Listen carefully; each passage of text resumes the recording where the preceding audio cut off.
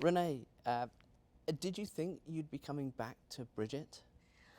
Well, I don't know. I mean, I had heard that there were conversations about perhaps making another film after the second film, and it's an exciting um, prospect just because I'm crazy about this character and everybody involved. So I was excited about the Whispers. Yeah. Is she an easy character for you to find to get back in her headspace? Well, it's a process like with any character, I suppose, but she's definitely familiar at this point. Interesting this round to try to discover how she's changed and figure out where she is in her life at this stage. So that was a bit different and a new challenge and still same lovable, fun, hilariously imperfect character. So just a joy. You have Sharon back this time as a director.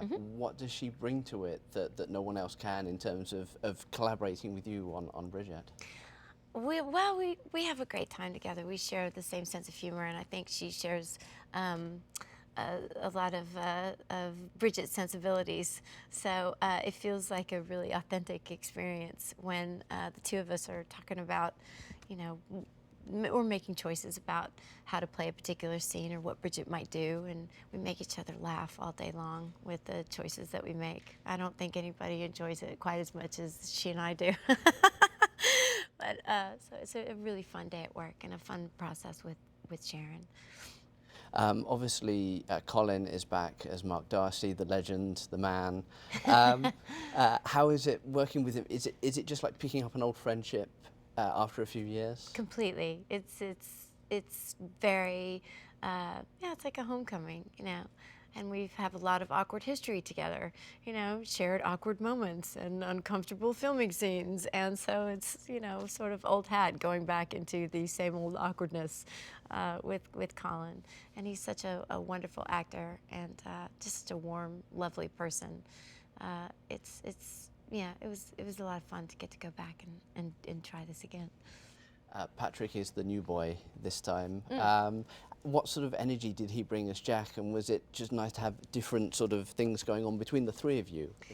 Oh, it was nice to have kind of a fresh energy and a new dynamic, still competitive and still sort of the rivalry has been the tradition with the Bridget Jones films, but slightly different this time, obviously because he's American and the polar opposite to Mark Darcy in different ways.